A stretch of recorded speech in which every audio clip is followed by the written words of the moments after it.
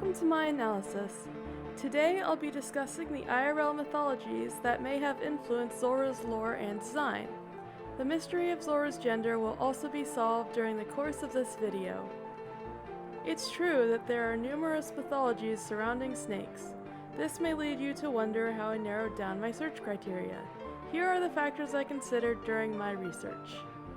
Water is Zulrah's home. In particular, I looked for legends surrounding lakes, rivers, and swamps. I ruled out snakes only on land. Zulrah is regarded as a god by the citizens of Zulrah. I ruled out any snake that wasn't powerful. An integral part of Zulrah's boss fight is its ability to change colors and attack styles. I ruled out snakes that couldn't shapeshift or change colors. Zulrah is highly intelligent. I ruled out snakes incapable of speech or trickery. Lastly, I considered Zulrah's art style and how closely its lore and game matched the mythology in question. In the end, I found two broad mythologies and one specific legend that best satisfies these criteria. Before we dive in, we must first know the conditions of Zulrah's creation. Our big snake was created during Gielinnor's Fourth Age, a few thousand years before the present day. It was once very small and weak. It was regarded as a failure by the unknown dragonkin who created it and was abandoned in the swamp to fend for itself. For our purposes, we will consider the dragonkin to be minor deities. They are responsible for the creation of many of RuneScape's monsters, most notably the colored and metal dragons. One notable example of a dragonkin is Zulrah, the creator of Vorkath and Galvek. Thousands of years passed before Zulrah's creator returned to Zulrah. He was so mesmerized by Zulrah's gained strength and intelligence that he was devoured by his own creation. A gnome named Harsinqua and her family visited the Poison Waste sometime later. Shortly after their arrival, a group of humans that were fleeing from the elven clans took refuge in the Poison Waste with the gnomes. Unfortunately, they couldn't fish up anything to eat. After 2 fruitless days, the group's luck soured even further. Zulrah consumed 5 of the human settlers. The very next day, Harsinqua's mother attracted Zulrah with a massive bonfire. She held out her son to Zulrah, who promptly consumed the offering. She then offered the creature a deal. The group would worship it as a deity and send the occasional sacrifice in exchange for Zulrah not to wipe them out. The snakes simply slithered back into the swamp. However, the next day, the men of the encampment began to catch eels. This was considered Zulrah's agreement to the exchange. The village of Zulrah was founded upon this contract. Now that we know Zulrah's story, we will move on to Zulrah's broad roots in mythology. There are 2 broad categories of legendary snakes that fit Zulrah's depiction. The first category is that of the horned serpents spread throughout Native American lore. They resided mostly in rivers and lakes. They were often described as colorful, iridescent, and hypnotizing. Those who dared hunt these creatures were said to be awestruck by their beauty, which led to a swift demise. This compares nicely to the demise of Zulrah's original creator. Some horned serpents, such as those of the Blackfoot and Abenaki tribes, resided in lakes and feasted upon humans like Zulrah does. The horned serpents were highly valued for their elk-like horns and colorful scales. They also carried a gem on their heads of particular value, which if obtained, was said to grant the owner great abilities or wealth.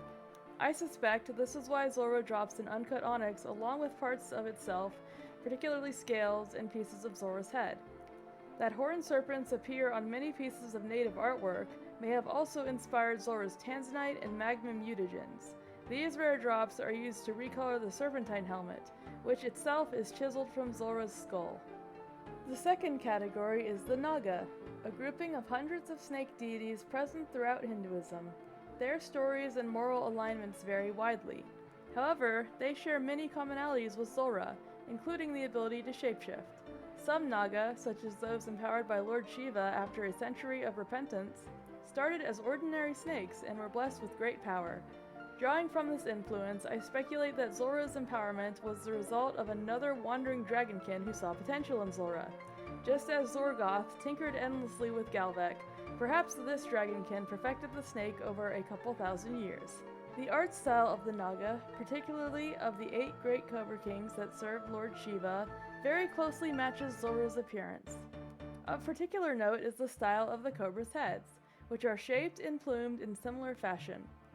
This modern-day depiction of Mukalinda, a celebrated cobra king that protected the Buddha from a torrential downpour for 7 days, bears a striking similarity to Zulrah's Tanzanite phase. Finally, we move to the tale of a Naga that contains many elements similar to Zulrah's story. This particular Naga is named Kaliya. His legend is found in the 10th canto of the Bhagavata Purana, one of Hinduism's 8 great Puranas.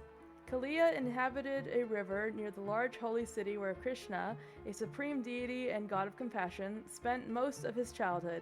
The large snake polluted the river in which he lived with his toxins. The effect was so great that the water bubbled with poison for 4 leagues surrounding him. One day, Krishna's lover, Radha, encountered Kaliya in the river and was frightened by him. Krishna found Kaliya in the river and stomped on his tail, warning Kaliya not to trouble anyone again. The next day, Krishna, Radha, and their friend were playing with a ball. The ball fell into the river and Krishna went to retrieve it. Predictably, Kaliya constricted Krishna and pulled him underwater. To summarize, Krishna beat the crap out of Kaliya and nearly killed him. Kaliya had multiple wives who also appear as snake-like shapeshifters. They begged for their husband's life and along with Kaliya, promised to worship Krishna. In return, Krishna was merciful and banished Kaliya back to the island from which he had come. He promised Kaliya that he would be safe there from Garuda, the bird deity that caused Kaliya to flee his island and take up residence in the river in the first place. The poison waste in which Zulrah resides, as well as Zulrah's toxic attacks, could be influenced by this tale. The presence of Kaliya's wives offers a possible source for the idea of Zulrah's snakelings. The fact that Zulrah's home is an island, and that it is safe until you, the adventurer, arrives, is yet another facet of the story that matches up. Kaliya's depiction as a green cobra or a black snake also falls in line with the art of Zulrah. In fact, Zulrah's original concept art looked like this.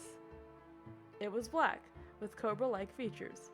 Zulrah was next given a head ruff, like we saw earlier in the modern depiction of Mukalinda. From there, its cobra features were made more distinct and its colors were developed. I have determined that Zulrah's base form is male based on Kaliya's gender. However, due to the Naga's ability to shapeshift, Zulrah likely becomes female during phases where he sends out his snakelings. This may account for the disparity in how the NPCs in the game refer to Zulrah. The snakelings, if based on Kaliya's wives, are likely all female. This includes the pet snakeling that the player receives as a drop. You might object that I have glossed over the part of the story regarding sacrifices. Recall that Zulrah was not the one who suggested the arrangement. The snake spent a few thousand years minding its own business. The gnomes and humans were trespassing upon its home and attempting to take the resources that Zulrah uses to sustain itself. The poison waste is largely barren. What has Zulrah to eat if all the food is consumed? I considered Aztec influences here, but the sacrifices seem born more of necessity than from Zulrah's demands of worship. This concludes my analysis of Zulrah. What do you think influenced Zulrah's creation? I will be continuing this series with another video next week on the Abyssal Sire, which is widely considered one of Old School's weirdest bosses.